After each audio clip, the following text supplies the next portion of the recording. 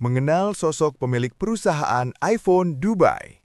Namanya Theodore alias Afrizani, kelahiran Aguero, Amerika Serikat 1987. Afrizani mendirikan perusahaan iPhone Dubai pada tahun 1997 sampai tahun 2001. Salah kalau selama ini kita beranggapan bahwa Steve Jobs adalah pemilik perusahaan iPhone. Steve Jobs adalah seorang pendeta Nasrani. Dia berasal dari seorang gangster jalanan. Ketika dia mengetahui sosok Theodore penemu iPhone, dia beralih menyamar menjadi pencipta iPhone.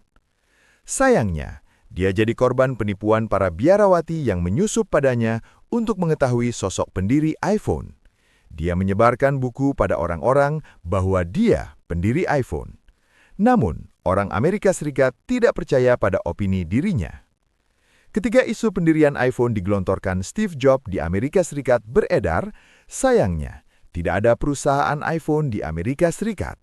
Malah sebaliknya, Theodore lebih cerdas daripada politik Steve Jobs. Dia memilih mendirikan iPhone di Dubai. Lalu, Theodore beberapa kali melakukan uji coba terhadap iPhone. Menurutnya, iPhone satu-satunya contoh perusahaan smartphone miliknya yang sangat bagus dan berkualitas. Karena bantingan demi bantingan terhadap kualitas dilakukannya di atas batu.